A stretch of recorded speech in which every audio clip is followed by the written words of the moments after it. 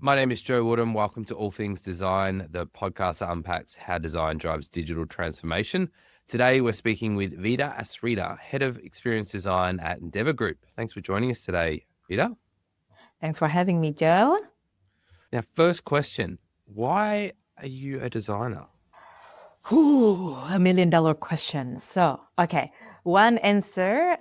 I think what brought me to designers, whether it's design or anything, it's my fascination toward people. I'm just curious about people or human being, what makes them tick, how people behave, and what actually makes someone happy, unhappy. And so, yeah, people fascinate me. So, my whole career, everything is related to people and designers.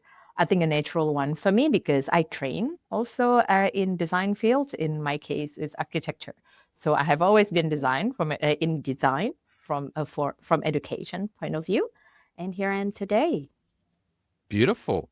So, did you study design? Was that always the path that you wanted to follow, or did you kind of fall into Uh, it? I fall into what today we perceive as design, but I studied architecture, like Ah, spatial design. So I studied to design building, and I did, in fact, practice as an architect for really? 2 years back in Indonesia before I came here. Interesting. So, is there much crossover from architectural design into understanding user problems and the digital side of things?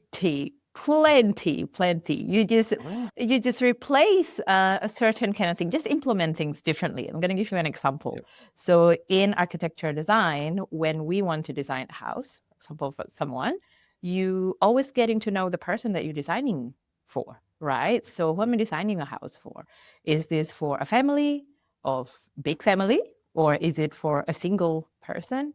Does this person love something super minimalist? Does this person love something really classical or nostalgic, like to store a lot of stuff?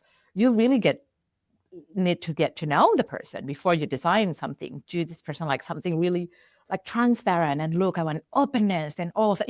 You can go a million direction, right? Yeah. And then when you design a house, you don't build straight away, do you? You always kind of like, Yeah. okay, I'm going to show you the sketch. I'm going to show you some inspiration, what's out there. So that's your industrial landscape or competitor analysis, market research, whatever you want to call it, Yeah. right? And then you build a model. So that's your prototype. And you don't build models once. You build that so your customer, in this case, your client, can interact. They look into it and be like, oh, this is what it looks like. So it's different than what I'm thinking. Oh, what about if I go here? All of that through the physical model of architecture. And then once you're kind of like, okay, you're ready. And then you also don't work alone. You also work with engineer, in this case, construction engineer.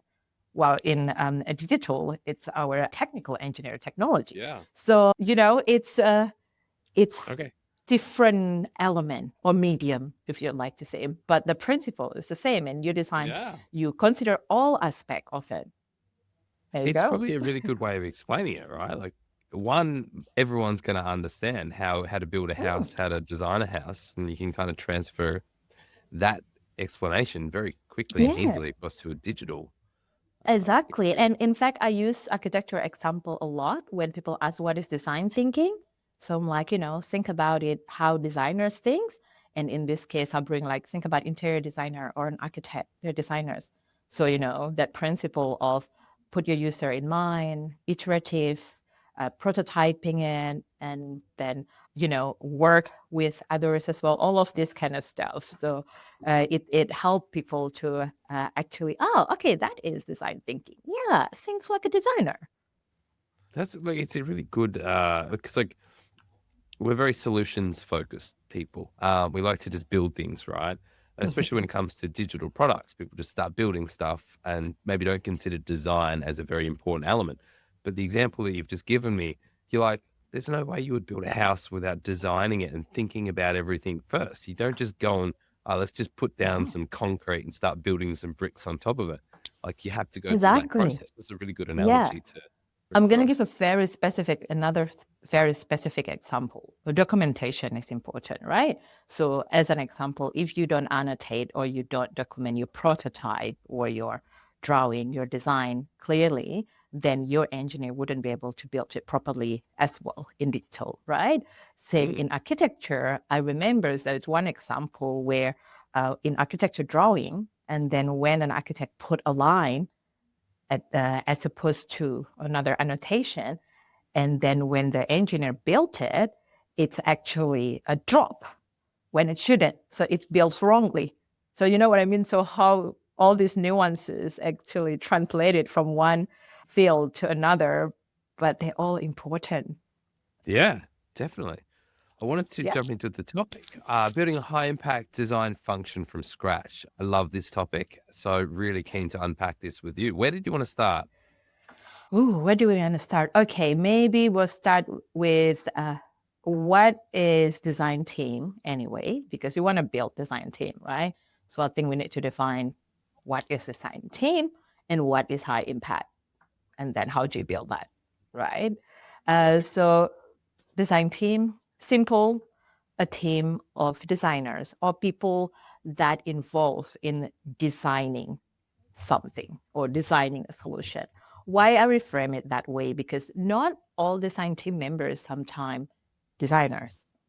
So sometimes they are people that support design. Sometimes people, when I say support design, support the designers. Sometimes they are people that specialists in other area, but involved in designing a solution for users or customers or a service.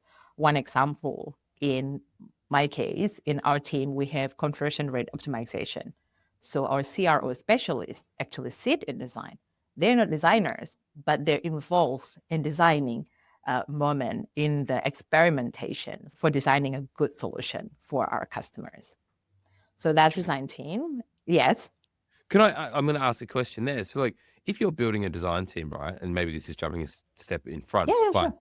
you wouldn't bring in that person at the start of building a design team. You'd probably hire maybe a product designer because they're relatively well-rounded. Like, if you were to sort of stack a design team as you build it, like, what would your do you have like a process that you follow? Is like, we're going to need X amount of product designers, then we might need a UX content writer, a service designer, Yeah. a researcher. Like, how would you structure that? Was that jumping too many steps in front?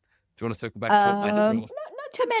Not too many, but just one step that we forget is the initial step is you need to assess first the organizational landscape and what you have. Sometimes you come into 000, sometimes you come into a team that already exists. So sometimes maybe you get into an organization, there are few designers already in there, or maybe you might have some data analysts in your area. So you usually, in my case, I'm speaking about enterprise organization, you step into an organization that already a team sometime, whether it's all designers or not, or hybrid designers, whatever it is, you jump in there. So you start with what has given to you, what do you have, who are there, and then you assess the landscape as well. So what are the level of design maturity in this organization? What are the products? What are the service? Then you can decide who do you need based on the service. What is your strategic main first hire to make it more effective and efficient? Because you could maybe hire product designers because you think they're all-rounded. But if your company, let's say in early stage, and there actually a lot of discovery that needed at the moment, a lot of interview, a lot of testing, you're not building anything just yet, you probably want to start with researcher or UX research. So you probably even want to start with service design if you are a company or a startup or a service base, right? So I think the key here is to assess your landscape, your organization, your company products, then go for what you need. So first, assess what you've got, and then what can you do with what you've got, and then add the next one that will speed up or optimize what you already have. Perfect. Let's start with what you said first. So going in and doing the assessment and trying to assess, let's say, the organization's level of design maturity before you make any steps forward. Do you have a process that you follow to go into an organization and go, where are you on that journey? How do I start to build the roadmap? It's not a process, but get to know people, talk to people first, because that's the only way you gauge. So try to understand what do people perception of design? What do they come and ask you? As an example, if you come in and then someone in the organization said to you, hey, I need a service designers. Can you design this button for me? Then you know, okay, this is the level of the maturity. So I definitely don't need a service designers in here. Probably, you know what I mean? So it's like, have conversation, see like your stakeholders, what their perception of you, how do they welcome you? And then try to understand, what do they expect of you? What do they expect of, obviously you have your role title when you're coming in, and then what is their vision for design? What do they think that you will help them with, because sometimes when you go there and then it gives you a gauge, because at the end of the day, your immediate user here, when I say you, like me or someone who want to create a design team, your immediate user are your colleague, your stakeholders. These are the people that you will work with. So you want to understand what will help them, what will make their life easier. And then once you kind of like work together with them, then we can go and build something for our customers. But if you don't work together internally, forget about the customer. You're not going to get anywhere out of the door, right? So, yeah. You got to understand the strategy and the vision before you can actually start getting into the customer presence, right? So, trying to I guess go in and understand your stakeholders. Like, what level do you start at? Do you try and go as high as possible in terms of C-level staff to sort of understand what their expectations are or what they're trying to achieve, and then sort of feed that down the line in terms of the next level of stakeholders? Like, how do you unravel?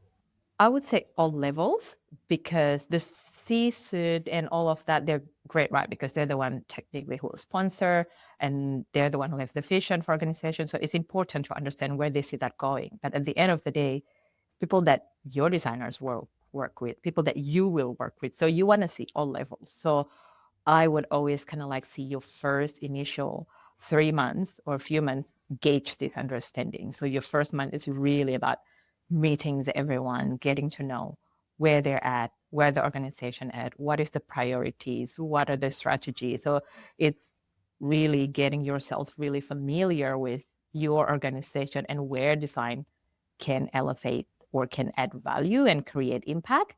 And then you make your first hire, I would say. And then, you don't have to hire straight away because you probably already have people. But if you don't have people yet, then what can you do as also an individual contributor in here? And how do you assess, I guess, the first challenges that you might want to try and help the business overcome? So, like, how do you align yourself with areas that you think you can have high impact and prove the value of design sooner, so you can get sponsors on side to, I guess, either build out the team or take on bigger challenges? I would say go to the highest pinpoint of your stakeholders and then see what are the things that you're talking about all the time. So then anchor on that. Sometimes it's probably not the biggest, let's say, they're probably not the biggest initiative, or it's probably not the one that gonna have like increased revenue straight away, but it's something that day to day people struggle with. That's what you kind of like jump into and help with, whether it's yourself or whether it's through your first hire. So that's why I think there's no magic process or bullet, but it's going back into assess and understand, and then do your prioritization based on what you have learned.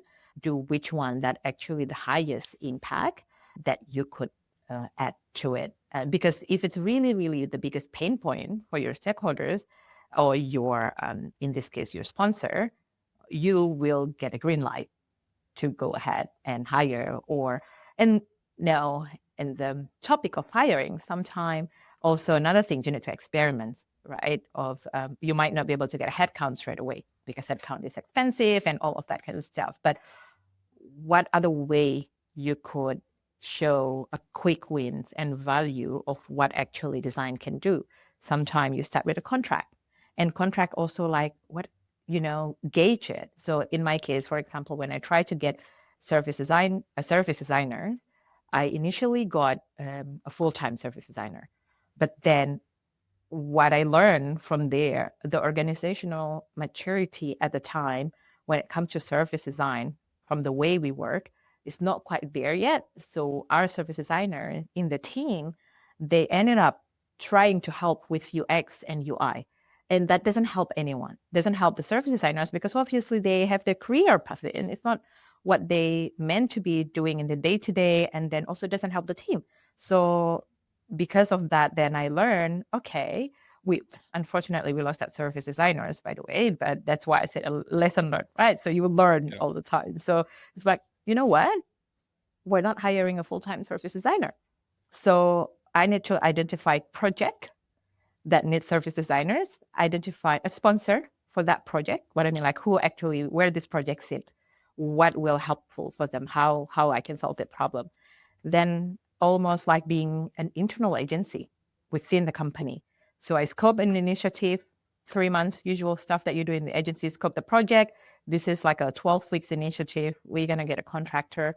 We got a contractors, like when you scope it, the 12 months, especially with services, not 12 months or 12 weeks initiative, there's more to come, right? But you give them a taste. So there you go. Here you go. We got it. And then toward the end, well, this is what we promised. The initial scope, it's discovery. This is the prioritization, the risk, well, whatever it is. Yeah. Now, I mean, the contract is finishing.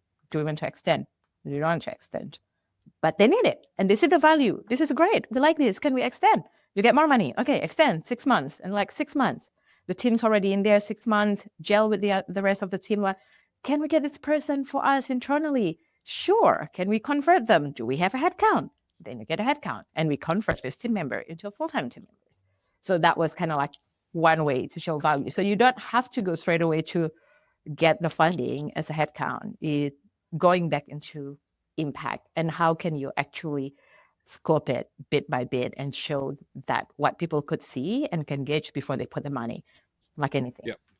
Well, I understand the problem space very well because obviously that's what my company Of course. does. Yeah, exactly. That's it. Trying to, like, if you've got a project, and a lot of the time projects only have limited budgets, maybe you've only got a 3-month or 6-month scope. So you wouldn't want to hire a full-time resource if you don't know what's beyond that. Or if you're trying to show the value of something, you can get the stakeholders on side. Start with something small. Bring in a consultant. And usually when you bring in a consultant, right, they're able to come in, manage stakeholders, hit the ground running, and prove their value a lot faster. So for you as a leader, it helps you because you're not trying to sort of manage their career trajectory and growth. You've just got someone who hits the ground running and starts moving. Right? Absolutely. Yeah. So what happens if you inherit like a decent design team, but you realize that maybe you've got a service designer or people in that team that maybe aren't overly utilized, and the team's being built because the design maturity is not quite there. So how do you reshape that team to, I guess, make it more efficient so it's more useful for the organization and the stage that the organization's at that point?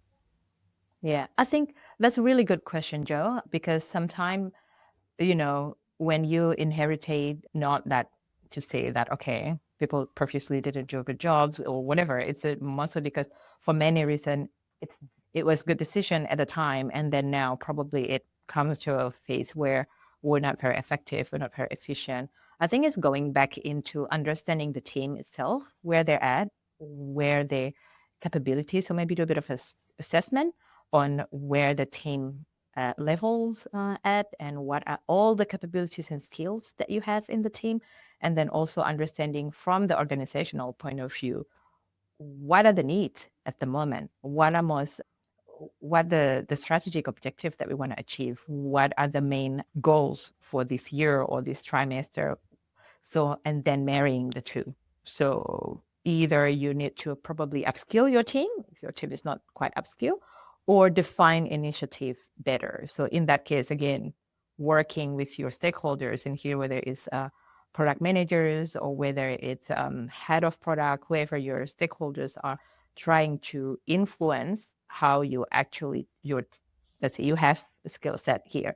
This person could contribute in here.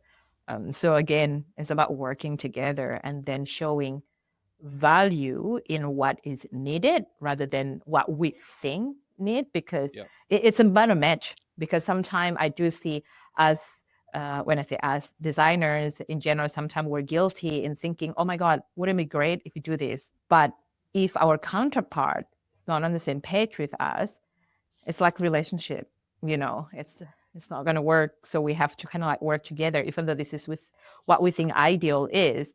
But if the other party don't think that's what ideal, then we need to find what works for us as an organization. Yeah. Now, let's say hypothetically, you're building a team within an organization that has been predominantly tech-led for the last X amount of years. Do you start to build almost like an agency model to get things moving in the right direction where you're working across multiple project teams? Or like how do you do that to ensure the efficiency is there with the design team and you're able, because you can't just get a designer in every pod or squad or team. So how do you manage that and that juggling act with growing and sort of getting design to where it needs to be? This is a hypothetical scenario, yeah? So we can talk about ideal stage. Is that right? Yeah. Okay, cool. Yeah, because why I say that, because sometimes organizational design, organizational structure is already there, so you can't really change that. But ideally, if you could propose something, I will always go hybrid. So you have a team that dedicated to product teams or a squad or a pod, whatever. So because maybe that's kind of like the metric side of things. But I think it's a really good value to have a pod of team members that could be flowed.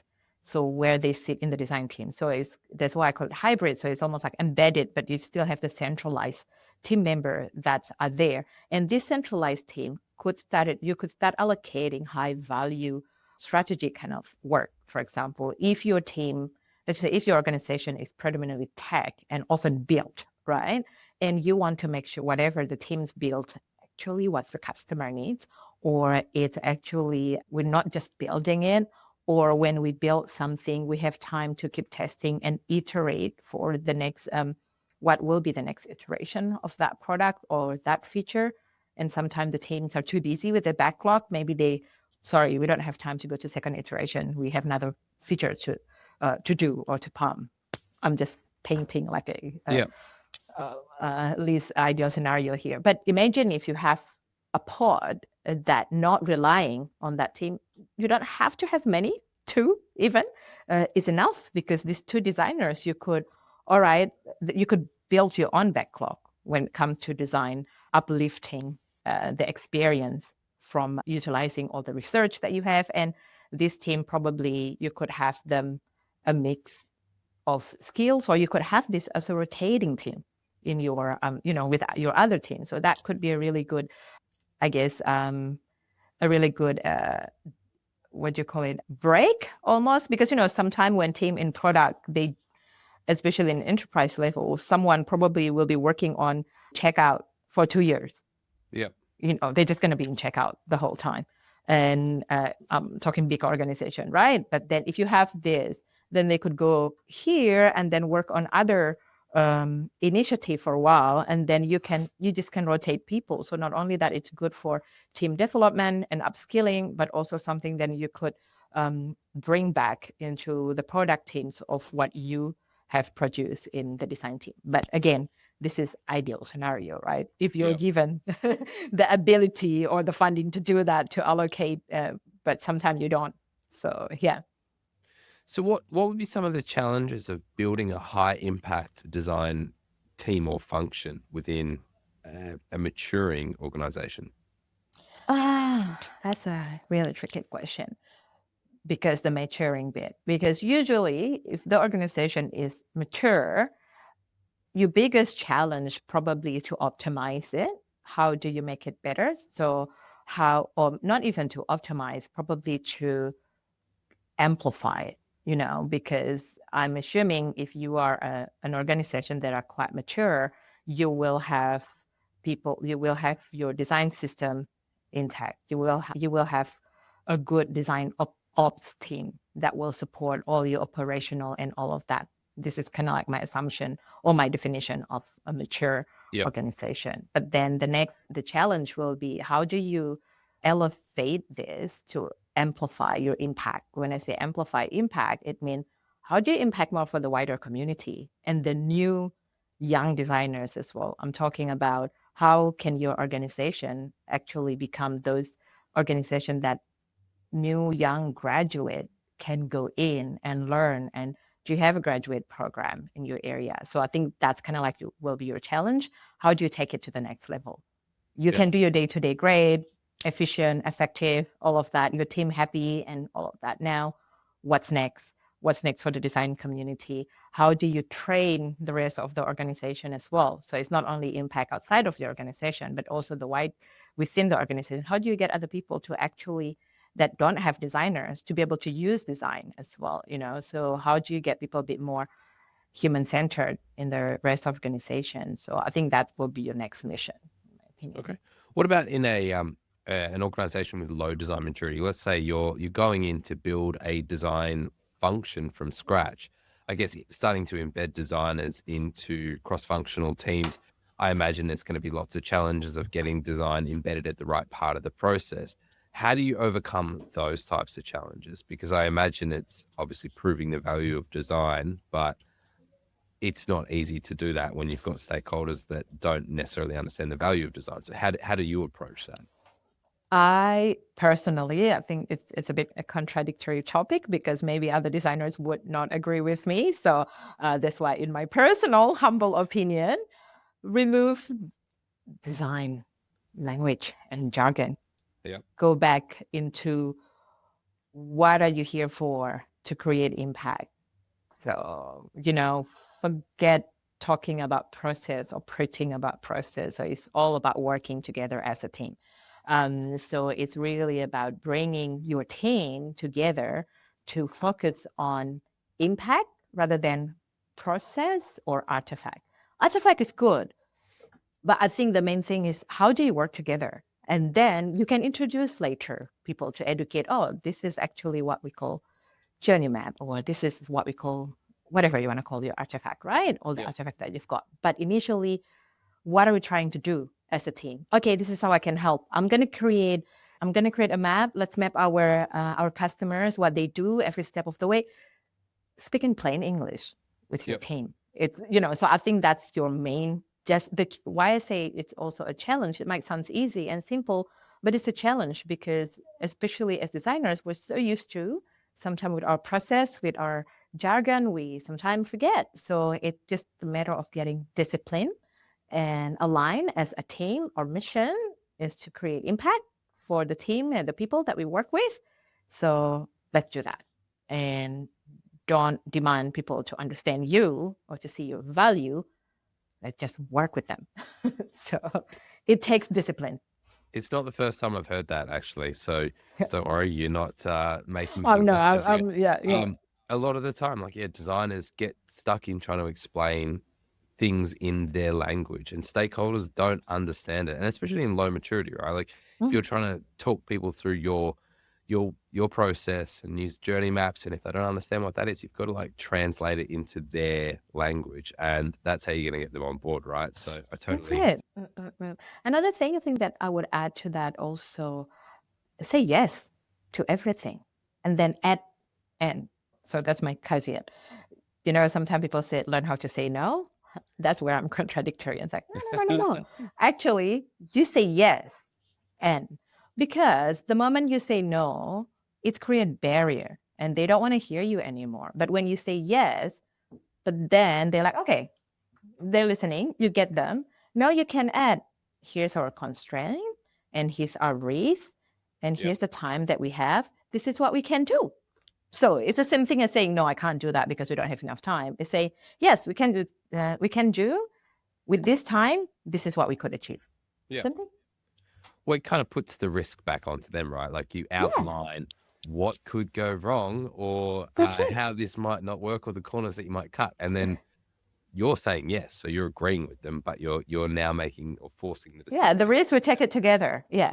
As a team, we agree we're going to go with this risk. Are we okay with that risk? This is what we're going to lose if we go this way.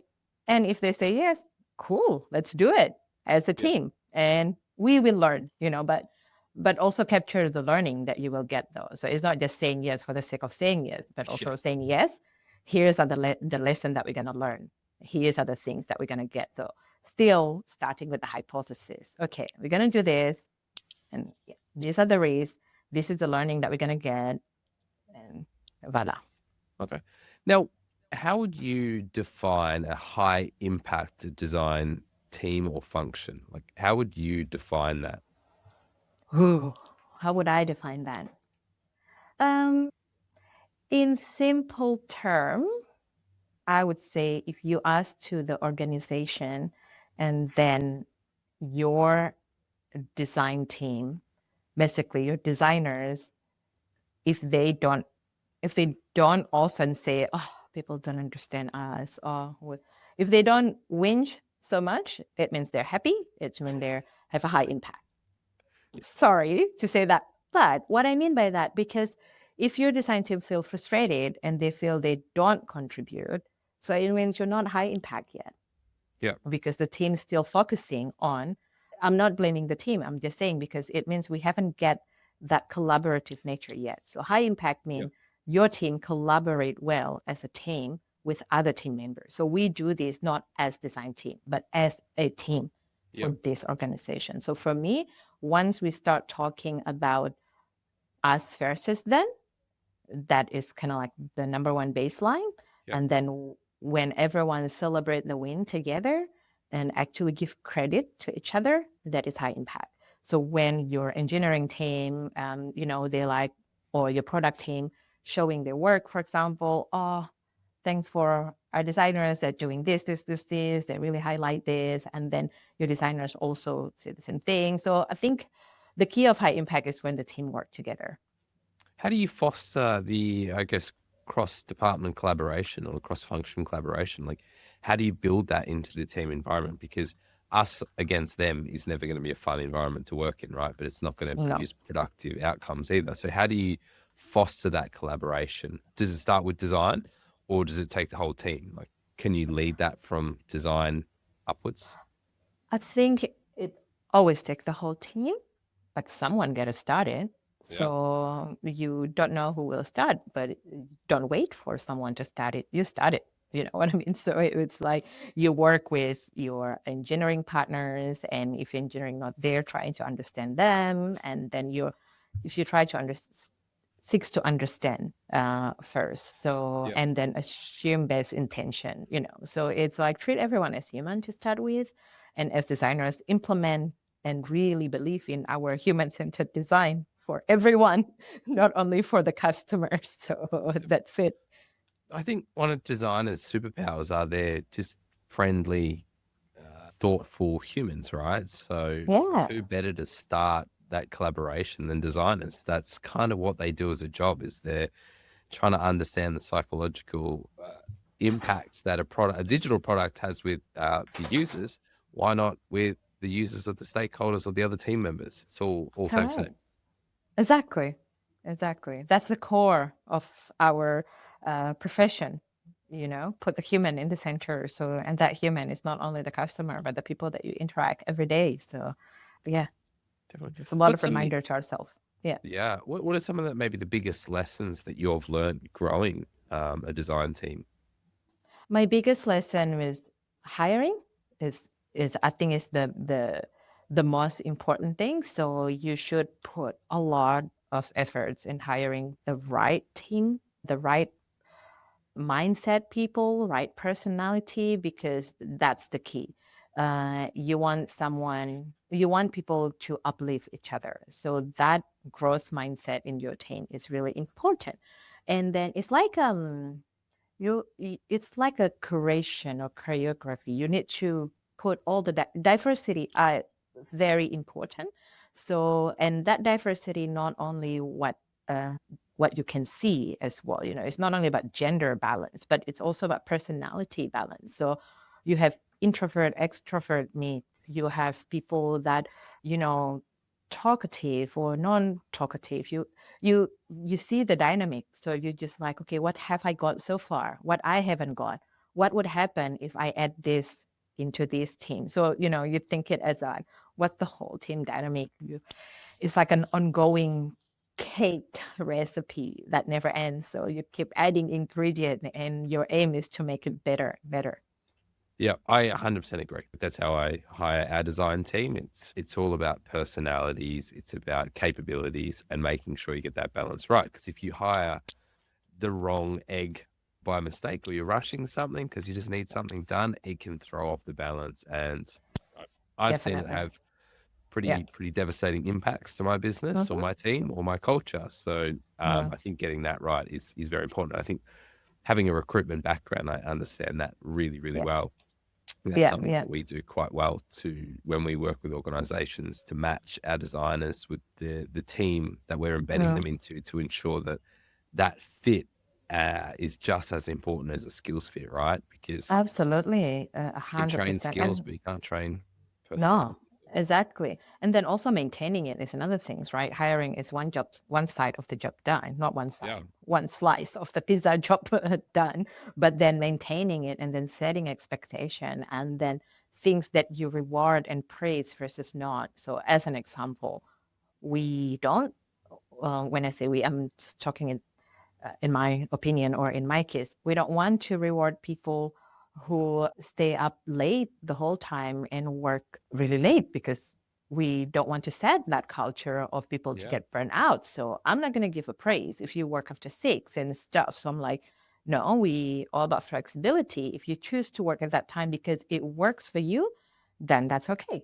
But you um, don't expect praise and don't think that, oh, that's great, you do that. No, because we don't ask for it and we don't want to create that expectation for the team, so flexibility mean you work whatever time that suits you, but you still achieving the objective and you still respect other people within the boundaries that we have set, whether it's like the 9 to 5 is the expectation, obviously. So whatever in there with the meeting, when I say 9 to 5, because we're the company that most people that comes to 9 to 5. So you work it out basically. In terms of if you want to work after that, take time off, but you're in a meeting that you invited, important meeting, you're there. You know what I mean? yeah. I think it's a very good point. Like, if someone's taking 10 hours to get their job done, like I'd be looking at what's the efficiencies that we can get here. Like, Correct. why is it taking you 10 hours? How do we minimize that and make it take you Yeah. 7 hours? What's something that maybe you're taking a lot longer on because you don't actually enjoy doing or you need to Mm. upskill on? Like, what are the problems coming out of this? Because Mhm. 10 hours can be 7 hours, and then you're going to be much happier if you're getting the same output in 70% of the time, right? And as a Mhm. business, I'm going to be Yeah. happier, or you're going to be happier, or the business is going to be happier if you're getting a better output at 70% of the cost. Yep. Makes more sense. Oh, absolutely. Vida, it's been an absolute pleasure speaking to you today. I've learned so much, so I can't thank you enough. If anyone wants to connect or reach out to you, is the best way to connect just via LinkedIn? Yes, yes, yes, please. Yeah. And thank you, Joe. I really appreciate you having me here and talk all things design and design team. So thanks My a lot. absolute pleasure. I learned so much, so thank you once again. You're welcome.